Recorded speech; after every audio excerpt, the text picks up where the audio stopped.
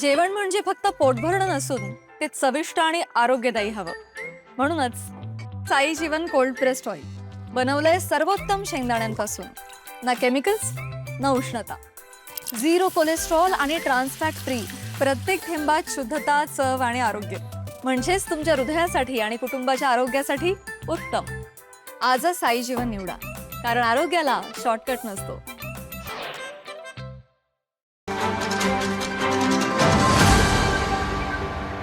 पाऊस चालू झाल्यापासून आणि कोल्हापुरात एक नवीन विषय चर्चेला आलेला आहे, तो म्हणजे खेकडे बाजार.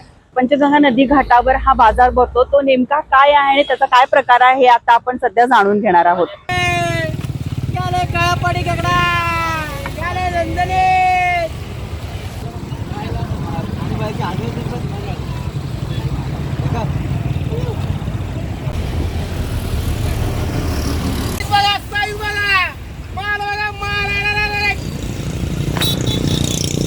काय सांगाल या खेकड्यांबद्दल, म्हणजे किती जातीचे खेकडे असतील काय हे?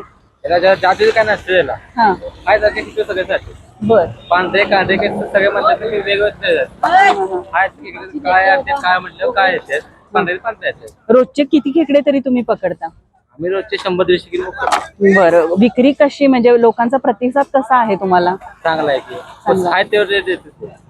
होय म्हणजे एक वाट्याला 300-700 बोलतो आम्ही म्हणतो आम्ही 250 देतो.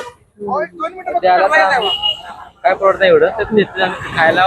काय करतो परत असं आता आपण बघितलं तर मटन चिकनचे खूप लोक हौशी आहेत, त्याप्रमाणेच खेकडे विकले जातात का, खाल्ले जातात का? हो खाल्ले जातात की. आता रविवारी फुल गिराक असते, रविवार गर्दी फुल असते इथं. ट्रॅफिक जाम असते ना, मग फुल गर्दी असते, आलटेवा येते ना सगळे इथं. मग सांगतात ते साईडला काढा रविवार फुल गिराक असते.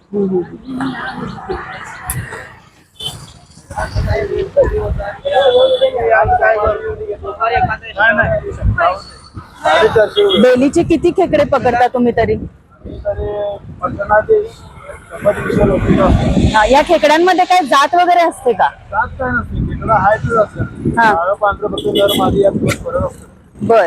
मग ते कसं ओळखलं जातं, नर आणि मादी?